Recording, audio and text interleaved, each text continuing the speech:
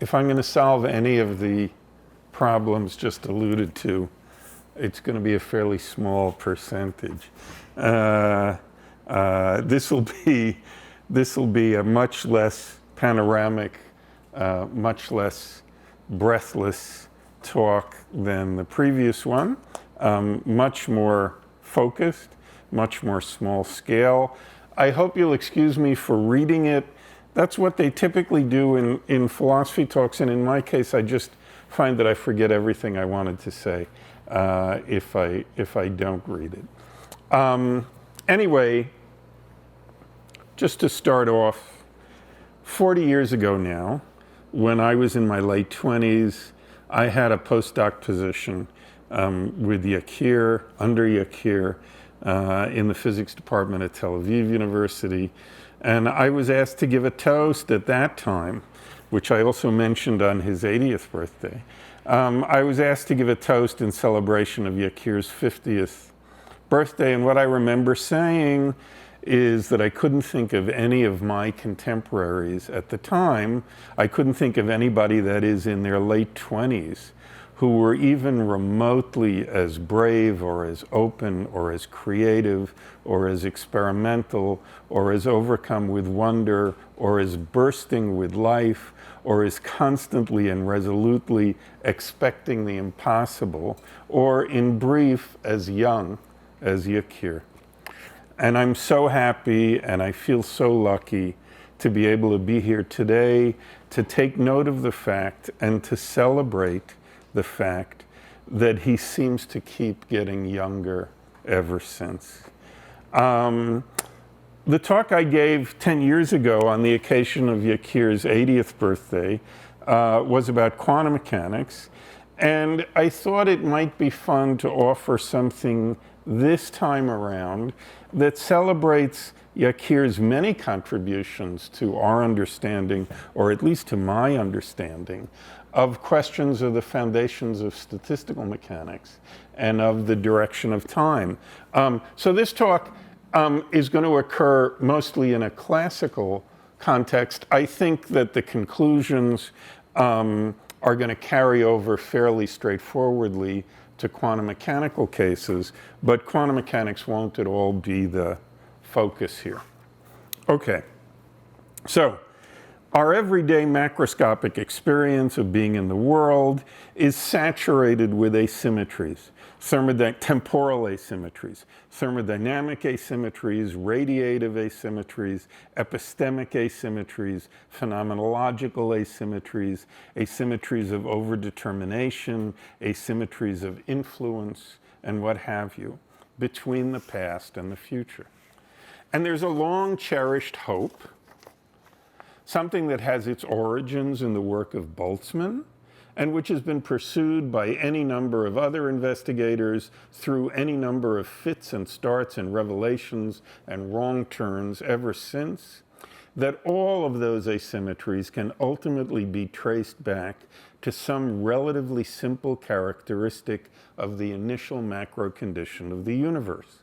The thought, as people put it nowadays, is that all we need to do in order to account for these asymmetries is to add to the fundamental time reversal symmetric dynamical laws and to the standard statistical mechanical probability measure over the space of possible fundamental physical states. A simple postulate, something people call a past hypothesis nowadays, to the effect that the world first came into being in whatever particular low entropy macro condition it is that the normal inferential procedures of cosmology are eventually going to present to us. The business of working this thought out in detail is a big undertaking, which is still very much in its infancy and which is still a topic of very lively debate. And I don't want to attempt anything along the lines of an overview of that project here. All I want to talk about today is a widespread and fundamental and perennial sort of puzzlement about how it is that such a project could even seriously be entertained. A puzzlement, that is, about how it is that the macro condition of the universe 15 million years ago, all by itself, could even imaginably be up to the job of explaining so much about the feel today and on Earth of the passage of time. This puzzlement takes a number of different forms and arises in a number of different contexts. On the most trivial level, there's a question about how the lowness of the entropy of the world, all these billions of years ago, can impose any genuinely profound and vivid constraints, whatever, on what the world is doing now. And all that needs to be said in order to make that sort of puzzlement go away is that although 15 billion years is a long time, the entropy of the universe at that time was very, very low. And that in particular, 15 billion years is a great deal shorter than the expected relaxation time of the state in which our universe seems to have started out.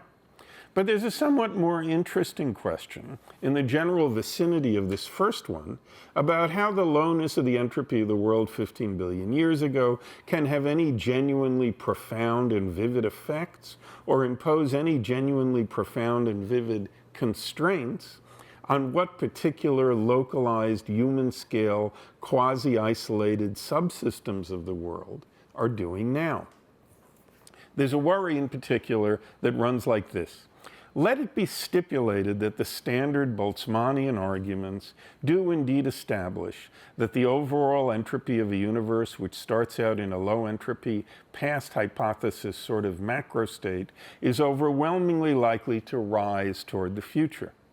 People are fond of pointing out that that tells us nothing at all in and of itself and considered as a purely logical matter about the behaviors of the entropies of quasi-isolated subsystems of the world. Just as the fact that dogs can run tells us nothing at all in and of itself and considered as a purely logical matter about whether or not dogs' heads can run. And it's the behaviors of quasi-isolated subsystems of the world, after all, and not the universe as a whole, that the science of thermodynamics is primarily and in the first instance about. And all of this, considered as a purely logical matter, is surely true, but it seems to me to ignore or to overlook or to misunderstand how the Boltzmannian arguments actually work.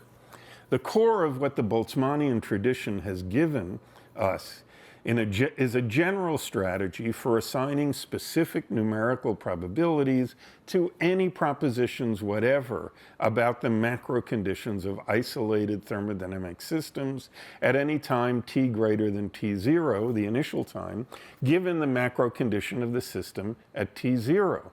And the argument to the effect that thermodynamic systems in non-equilibrium macro conditions are overwhelmingly likely to increase their entropies as time goes forward is simply an application of that general strategy to the special case of entropy. The business of actually calculating those probabilities in physically interesting cases is going to be prohibitively complicated. But what Boltzmann and his various collaborators and inheritors are widely thought to have made plausible is that those probabilities are in good accord with the entirety of our everyday thermodynamic experience.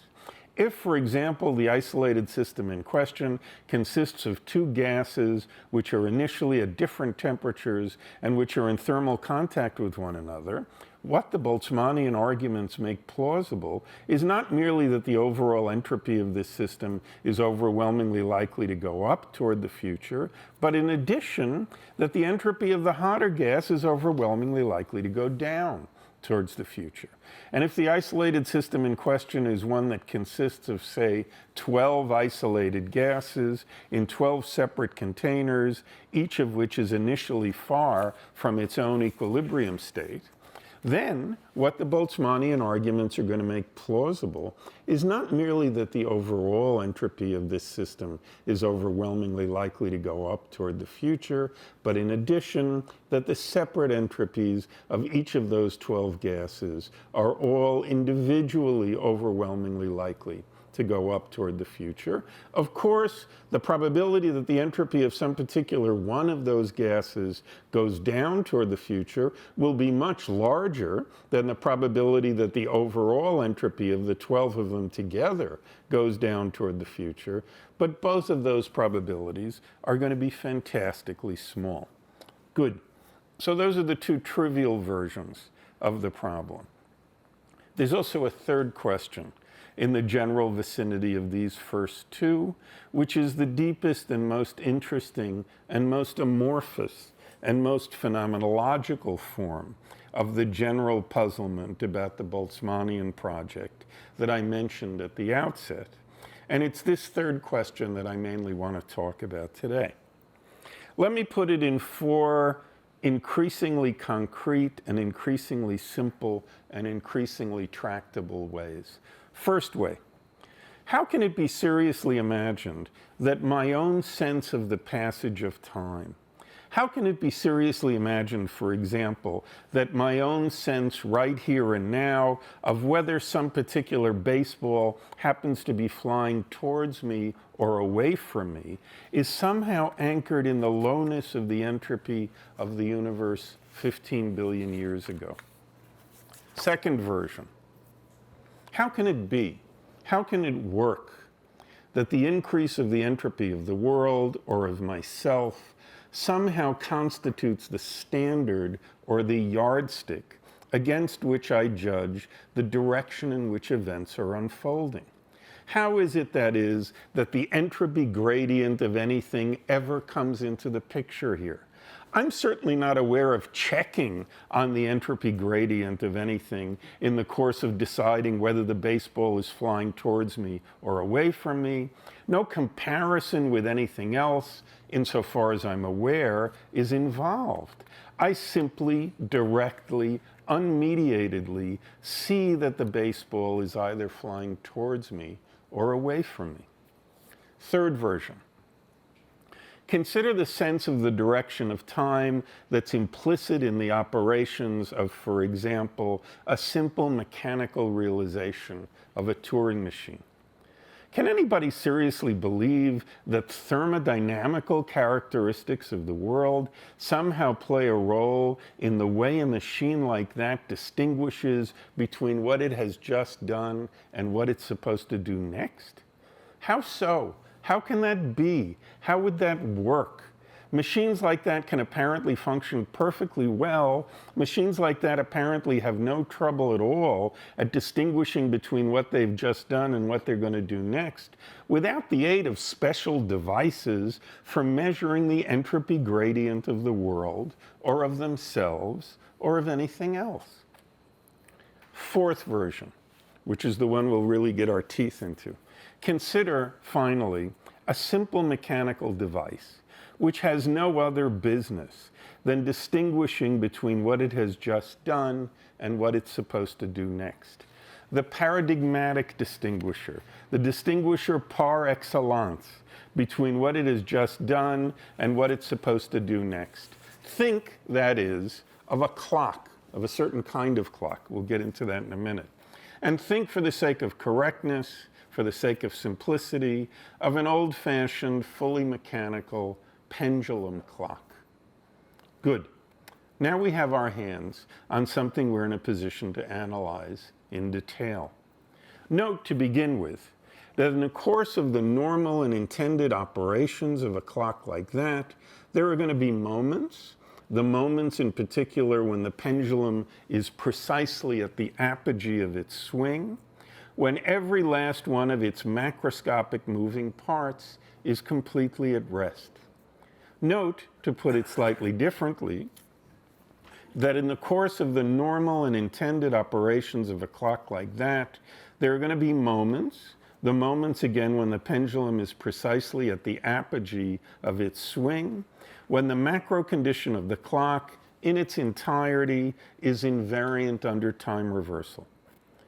And consider how it is at such moments that the clock manages to distinguish between what it's just done and what it's supposed to do next.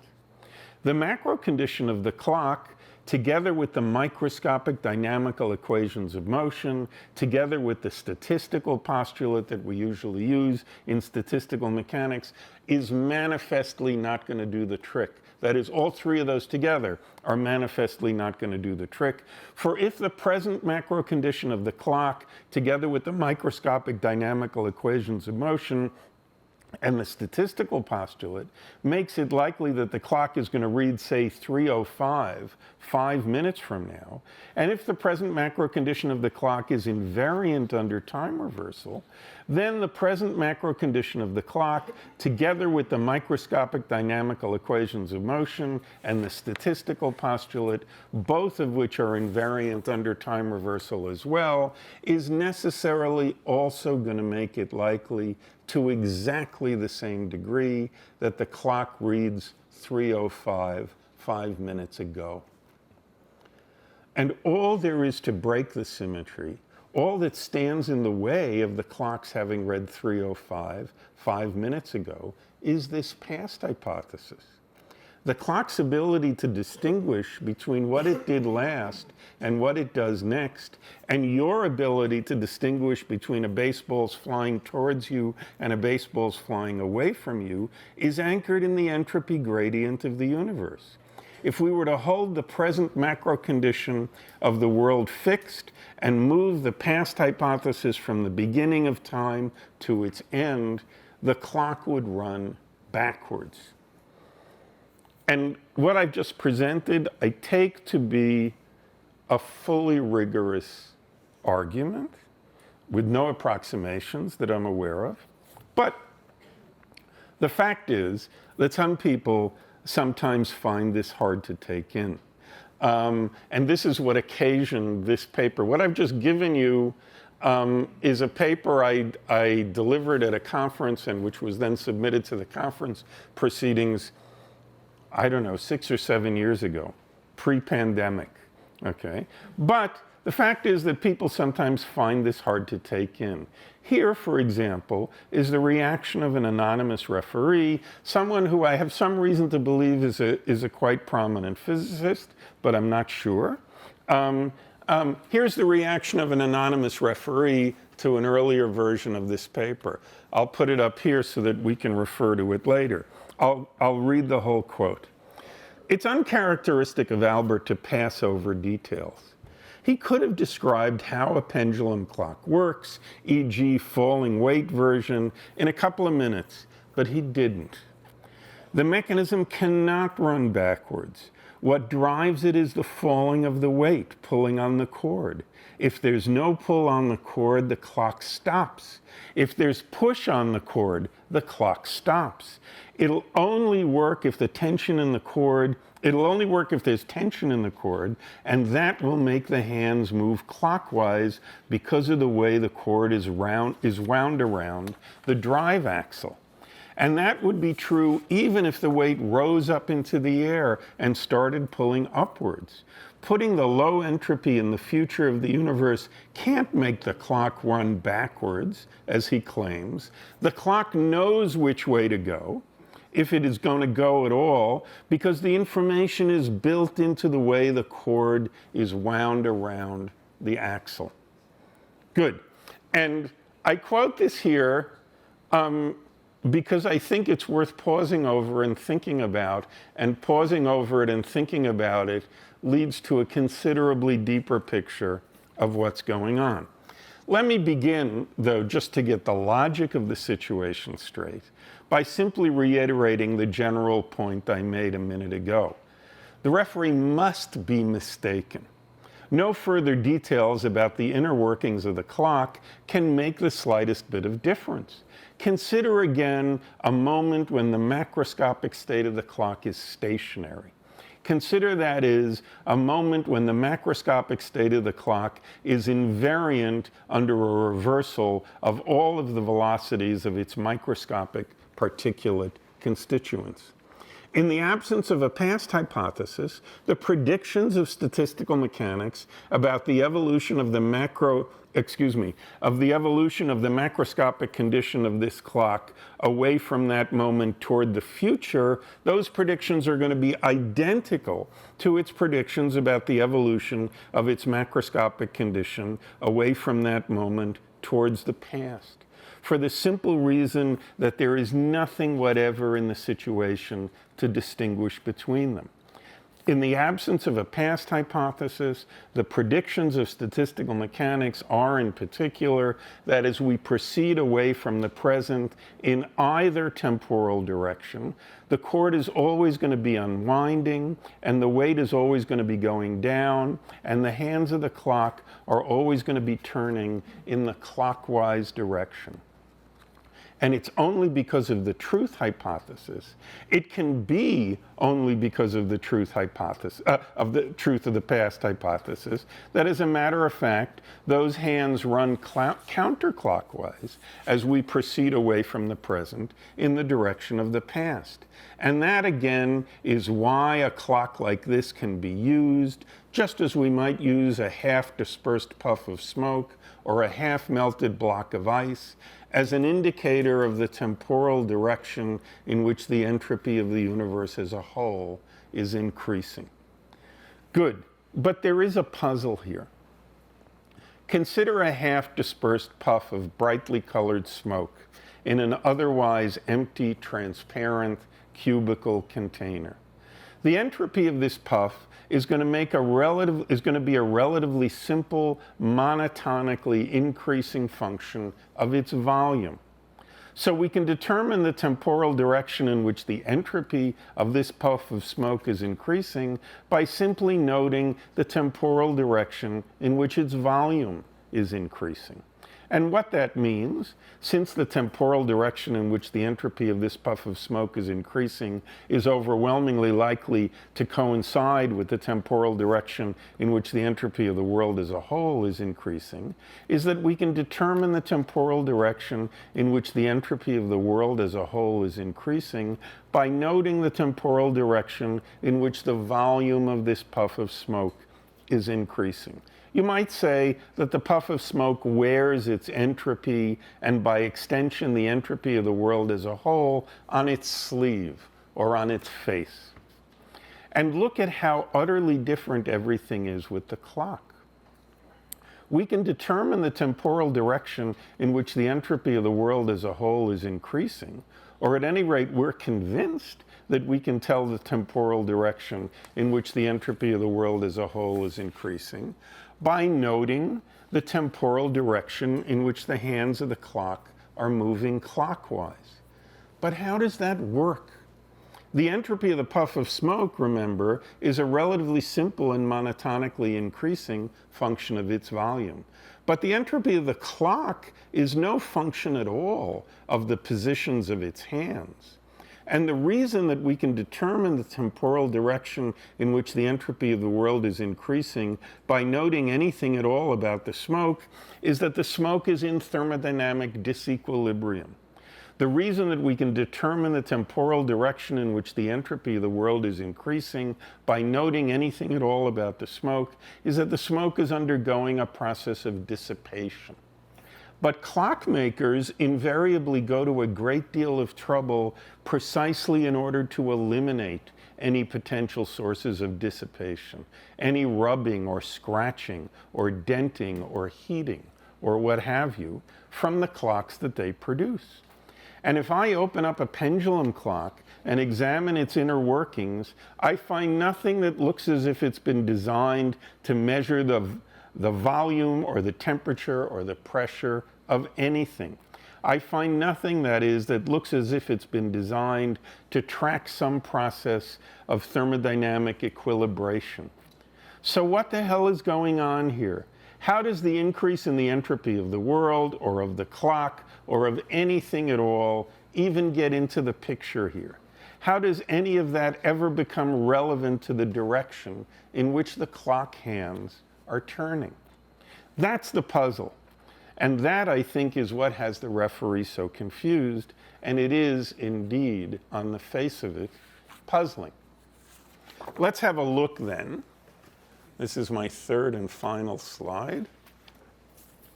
Let's have a look then at the inner workings of the sort of pendulum clock that the referee has in mind, which is pictured here.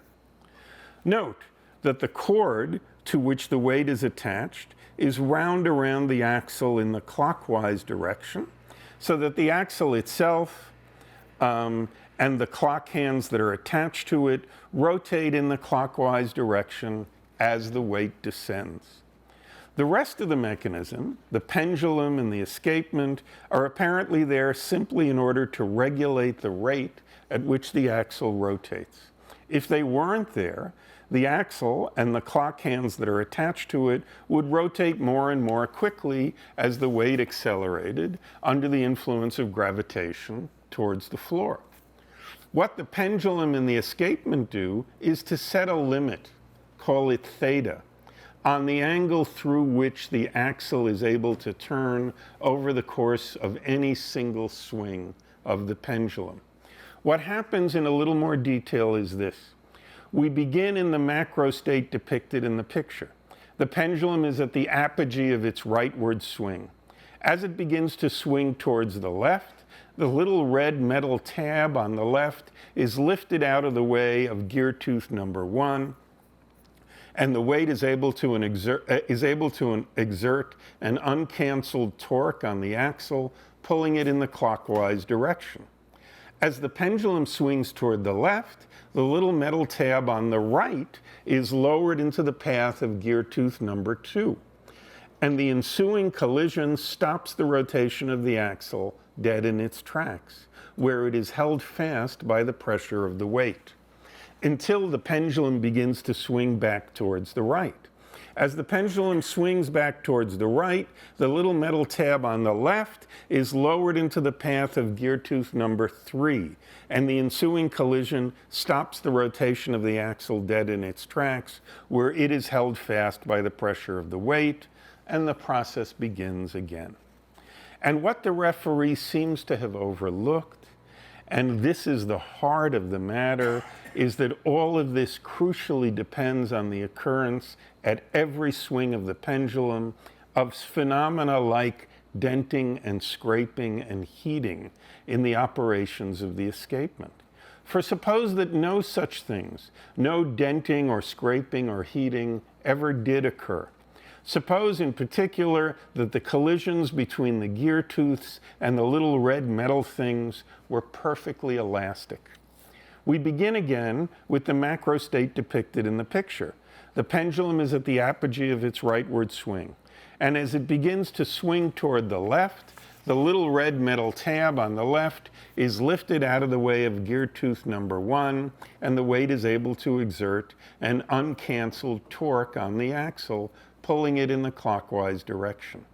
As the pendulum swings toward the left, the little red metal tab on the right is lowered into the path of gear tooth number 2, and in the ensuing elastic collision, the clock tooth will bounce off the metal tab, and the axle will completely retrace its previous clockwise rotation in the counterclockwise direction, at the end of which the little red tab on the left will be smoothly reunited in exactly the configuration shown in the picture with clock tooth number 1. And then, of course, the whole process will simply begin again, and the axle will turn clockwise by theta, and then counterclockwise by theta, and then clockwise by theta, and then counterclockwise by theta, and so on forever. And the clock will be rendered utterly incapable of distinguishing between the past and the future. Good. Let's take one more look then, with all of that in mind, at the words of the anonymous referee. The referee says, putting the low entropy in the future of the universe can't make the clock run backwards, as he, that is me, claims. The clock knows which way to go, if it's going to go at all, because the information is built into it in the way that the cord is wound around the axle. Well, let's see. Something is plainly right to begin with about the claim that the clock knows which way to go, if it's going to go at all, because the information is built into it in the way that the cord is wound around the axle. If the cord were wound around the axle in the opposite direction, after all, the axle would plainly turn in the opposite direction. But turn with respect to what? With respect to the temporal direction that we have arbitrarily and as a matter of pure convention labeled with a plus sign? How could that be? With respect to the temporal direction that's picked out by some fundamental metaphysical arrow of time, which makes no appearance whatever in the laws of physics? How could that be? What must be the case, and what we ought to have seen all along, and what we have just now managed to spell out in full mechanical detail, is that the information that is built into the way that the cord is wound around the axle is information about which way to turn with respect to the entropy gradient of the escapement. That is the rest of the mechanism. What must be the case, and what we ought to have seen all along, and what we've just now managed to spell out in full mechanical detail, is that the information that's built into the way that the cord is wound around the axle is information about which way to turn with respect to the temporal direction away from the Big Bang, away from the past hypothesis. And we can now see in particular that in the absence of dissipation, and notwithstanding the particular way that the cord happens to be wound around the axle, a clock like this will have no clue which way to turn.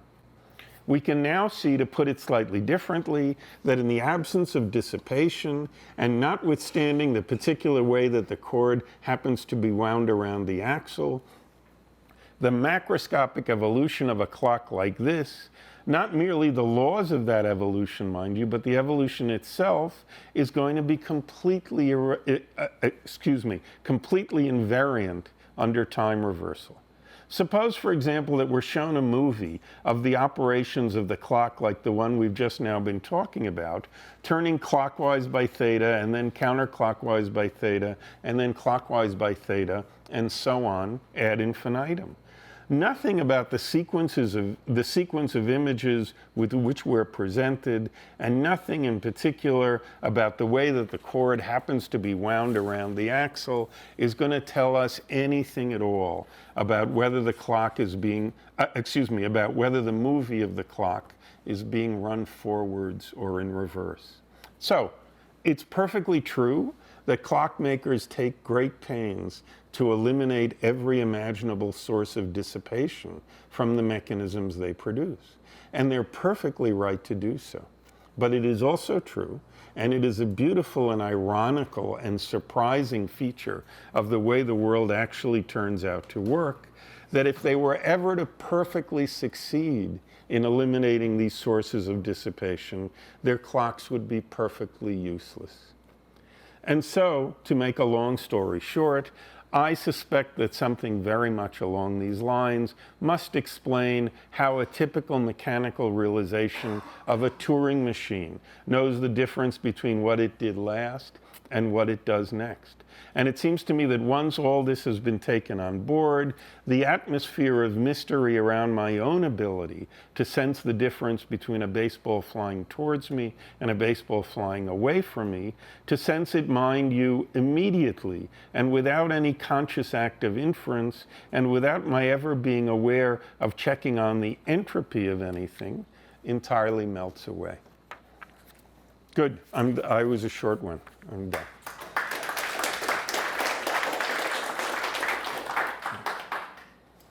Should I call on questioners? As you wish. I love that, David. Thank you very much. I enjoyed Thanks. it hugely. And you'll see how I pick up some of the ideas in the first talk tomorrow morning. If I could offer two comments and a question. The first one is with the Turing machine. We know just where that goes because every time you reset a piece of binary information, there's an entropy cost of K log 2. So we know exactly how the direction. But this must happen before the resetting. This must happen. You know, the Turing machine is just chugging along, putting out its tape. How does it know the difference between what it did last and what it does next? Because whenever it resets a piece of information. But it doesn't have to reset every time. It can store the information. It still enjoys a distinction. It still enjoys competence at distinguishing between what it did last and what it does next. Then you might be right for a Turing machine that had infinite storage capability. Let it have finite storage capacity, but we're looking at it over a short time before it's run out of storage capacity. It can still distinguish between what it did last and what it does next. Maybe. I'm not sure about that. The second observation I was going to make was that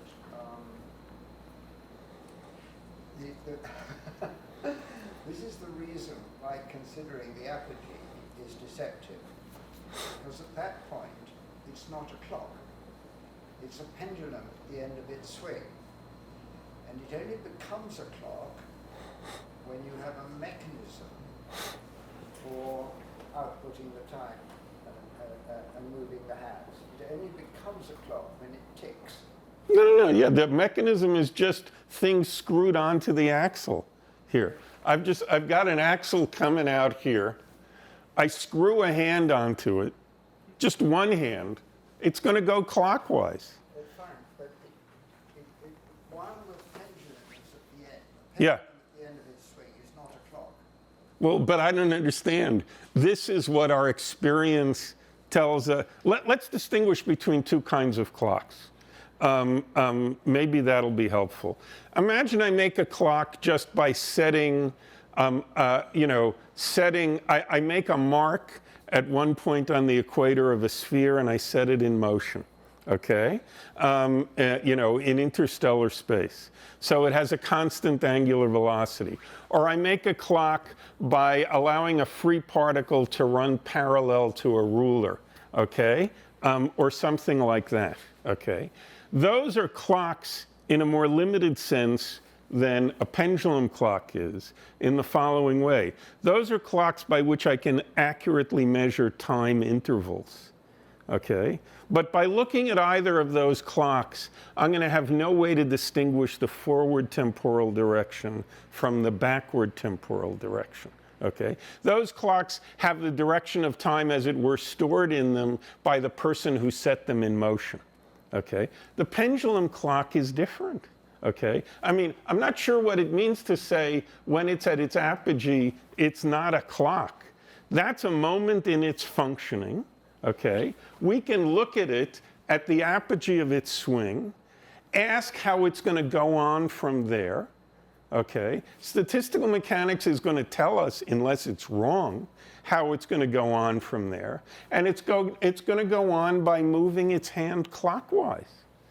I don't understand what it means to deny that when the pendulum is at its apogee, it's not a clock. You're absolutely right that when the pendulum is at its apogee, there is no local feature of this system together with the fundamental laws, okay, that determines in which direction the hands are going to start moving. That's the whole point. The only thing that determines at that moment in which direction the hands are going to keep moving is the difference between the past hypothesis being over here temporally or being over there temporally. That's supposed to be the punchline of this little exercise. Well, let me move to my third point of the question, which is this. Well, in Greek it will be the distinction between a chronometer and a chirometer, if such a word exists. And in English it will be the difference between a clock and a stopwatch. And by a clock, I mean something that continually, albeit discretely, measures the passage of time. By a stopwatch, I mean something which measures an interval of time. So many seconds. Oh, okay. If you want to put it that way, yeah. Then the free particle moving by the edge of the ruler is a stopwatch. Right. And the rotating disk is a stopwatch. And this is a clock. Okay? But it's a clock at every instant, including the moment when the pendulum is at its apogee. Yeah, good. That's a good distinction to make. Good.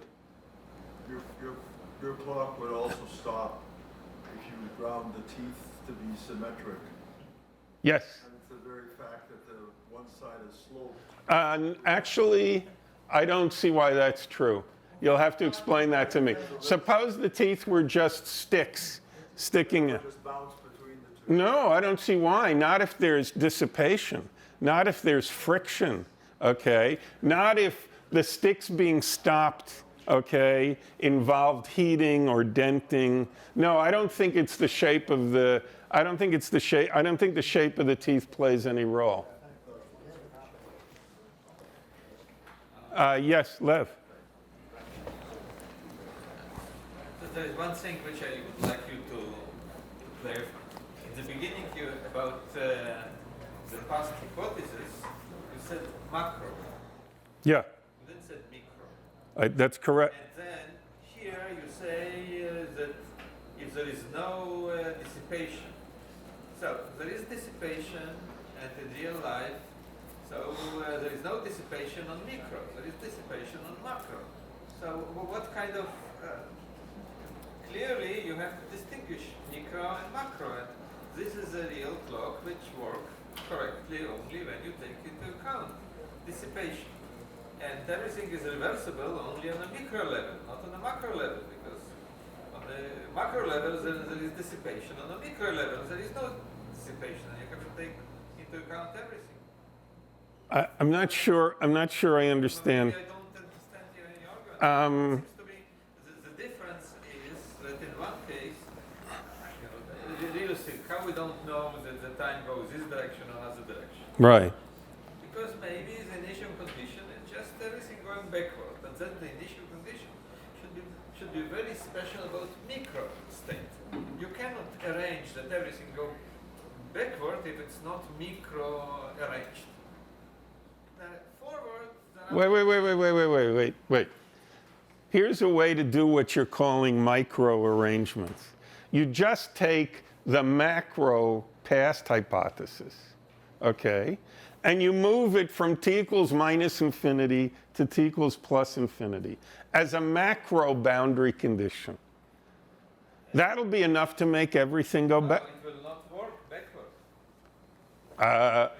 Okay, so we've got a flat disagreement here. Why not? What's the difference? What do you take a macro boundary condition. That's all you have. Or rather, you take a macro boundary condition together with a statistical postulate. You consider two cases. One, the macro boundary condition is here, okay? In this case, the clock will run clockwise in this time parameter. You take the macro boundary condition here. In this case, the clock will run clockwise in this time parameter. Only for special micro conditions. No, Lev. No, you have to run backward. You will have to take. I can Lev. take macro in the past. Lev. Move it forward. Yes. And then take the final state, including micro. No, that's not what you. Reverse it, everything will go back. No. You don't mean to reverse the time and reverse the velocity? What do you mean? No, you just take you do statistical mechanics with two different boundary conditions. Okay, one low entropy here, the other low entropy there. Okay, then the way you do your calculations is you take this macro boundary condition. You put a uniform probability distribution over micro conditions compatible with that macro condition, and you run it. Okay, we can talk about this. So I may be communicating badly here, but if I'm not communicating badly, you're making a mistake. But we'll talk about it. Yeah. Can we simplify this? I think this clock is too advanced. If you will go to the ancient clock like sun clock, which is a vessel with a hole, so how can you bring your answer? The sun clock may be more. I need to know exactly. Sand. Oh, sand clock. Oh, No, sand clock clearly involves dissipation. A sand clock, I'd have to do the analysis, but the sand clock ought to be exactly like this. Yes, sand clock clearly involves dissipation. A sand clock allows me to know distinguish between the forward time direction and the backward time direction. I mean, there's an even simpler one. Here's what's funny about this example. There's a much simpler case. Put a block of ice on the table, okay? Or allow smoke to spread, okay? Those are easy cases. Here, everyone agrees, yes, we can tell in which direction the past hypothesis is. It's the direction away from the direction in which the smoke is spreading, or it's the direction away from the direction in which the ice is melting. What makes the clock an interesting case, okay, what I think must have misled the referee, okay, is that unlike with smoke, you just look at the face of a clock. Okay, you don't know if the hands like this represent a higher entropy state than the hands like that. Okay, that's what's puzzling and initially misleading about the clock case.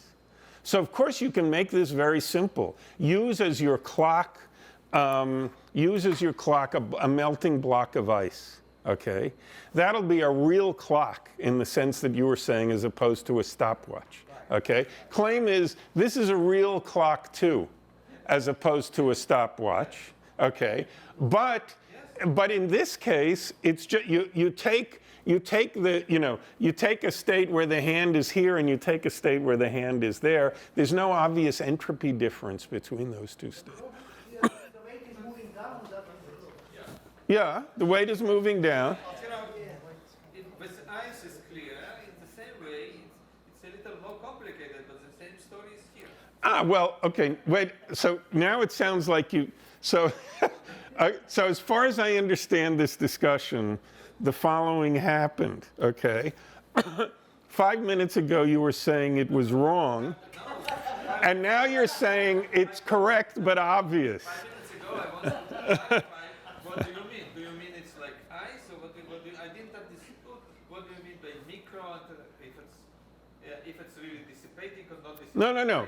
The ultimate lesson is What do you? the ultimate lesson. Okay, calm down. The ultimate lesson is the clock works the way the ice works. Okay, and as with the ice, okay, if you moved the past hypothesis to the other side of time, the ice would melt in the opposite temporal direction. David, I think I can help there to talk in terms of a thermal clock. So this is a gravity-driven clock. Right, It's driven by the weight. right, You can perfectly well make clocks that are thermal right. with heat going from the hotter to Yeah, like ice melting, yeah, or smoke spreading. No. Now let me offer you a ratchet and pull thermal clock. Uh-huh, So you remove the weight. You don't have a weight at all. uh-huh, And you just have the ratchet, the wheel, making thermal moment. right, It's jiggling thermally. And we won't have such a complicated pendulum. We'll just have a simple ball resting on it. Okay? Now you might think that the Brownian motion of the ratchet, sometimes it'll try to go backwards and it'll stop right, by the ball. right. Sometimes it'll try to go forward and it can go Yeah, this is like the Feynman example, right, so. right, And what Feynman's analysis showed was that if the pull and the ratchet are at the same temperature, the jiggling averages to nothing. right, right, If the ratchet is hotter than the ball, then it will go forwards. And then rather curiously, but you can see it when you stop and think about it, if the ball is hotter than the ratchet, then it will actually drive it back. right. Sure. Now let's think of the case when the ratchet is hotter than the ball. Mm-hmm. That is a clock. And it's a clock that's operating a bit like a steam engine, except it's a and you've got the heat moving from the hot bath of the ball to the, I beg your pardon, the other way around, from the hot bath of the ratchet to the cooler bath of the ball. And now we can begin to analyze that in terms of sort of elementary Yeah. law of thermodynamics. Yes. And you can see that there will be an entropy cost in running that clock, because you've got heat going from the hotter to the colder, so there's an entropy cost, just as there would be with an irreversible. I agree with everything. Here's the dialectical situation of this talk, okay? There are people who say in the case of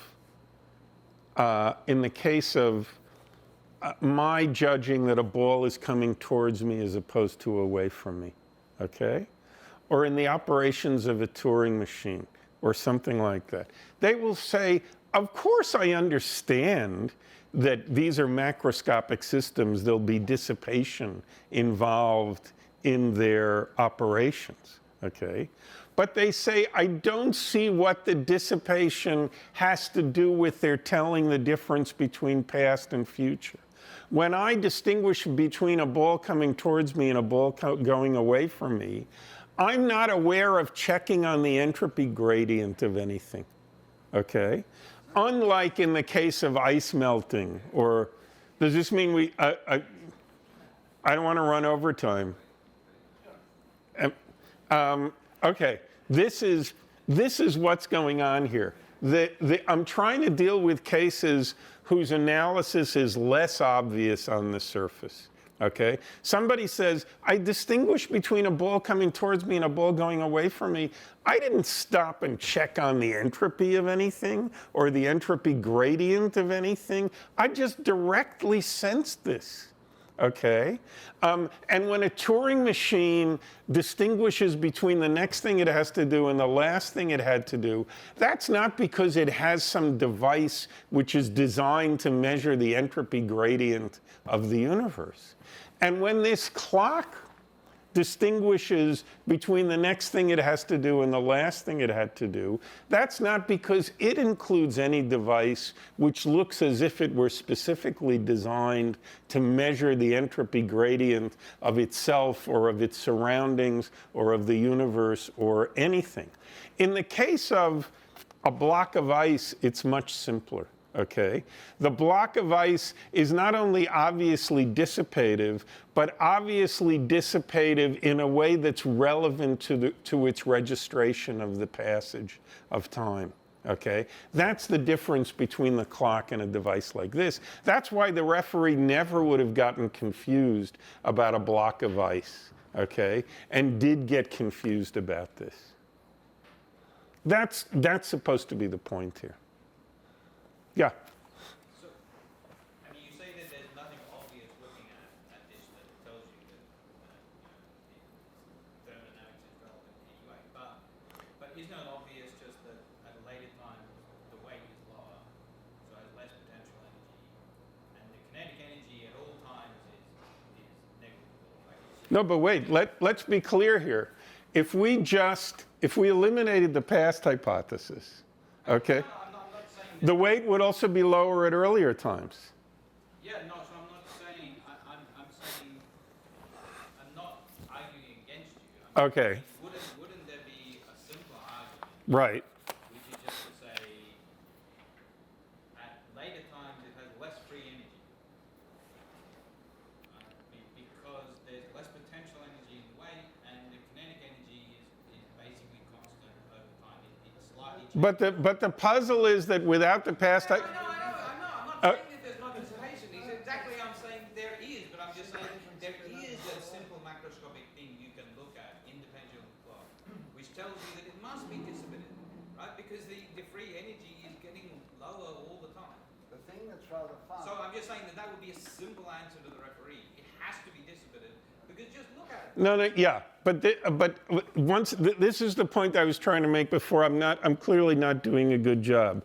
Nobody's going to deny, just because this is a macroscopic object, that any transformations it goes through involve dissipation. The question is, okay, is the dissipation a necessary and unfortunate cost of doing business? Or is it crucial to the way it tells the time? Clockmakers do their best to avoid dissipation when they manufacture these clocks. They act as if they believe, okay, that dissipation is an unfortunate, if unavoidable, side effect, okay, rather than what is doing, what it is that's telling the direction of time. And the reason for that is very simple. It's because most clocks are far from the thermodynamic limit. So most clocks, the dissipation is much more than is thermodynamically necessary. And that's why the clock makers try to reduce it, because thereby they can make the clock more accurate. Sure. No, of course. Dissipation beyond a certain point is going to make the clock bad, okay? But you eliminate dissipation altogether, you got nothing. Exactly so. Yeah. Just that in practice they're a long way. Yes, of course. The other thing to mention to Howard is, or anybody who's interested, is that you could actually run that clock in such a way that the weight went upwards. It would be perfectly feasible. And in order to do it, what you'd have to have is the pendulum much hotter than the wheel and the weight. And if you were to achieve You mean so it's swinging from thermal fluctuations? so the rounding Right. motion of the pendulum, if it was hot enough, would raise the weight. Yeah. Yes, I'm going to call the last question here from Bill, and we're going to stop. Well, the comment. So the way the ratchet works is, as you say, it collides with the little stop Right. when it hits that. Right. That extracts energy from the pendulum. Correct. A pendulum which constantly gets energy extracted from it goes, Right. That's why you need a weight. no, that's not the way. What happens is that as the ratchet collides, the pendulum starts to move, then that little slope on the pendulum gives it a little feed the energy back But, to the pendulum. No, there's never any contact Yeah. between the slope but just look at it. Look at what happens. I don't understand. This thing goes up, this thing turns, the flat end smacks into the red thing.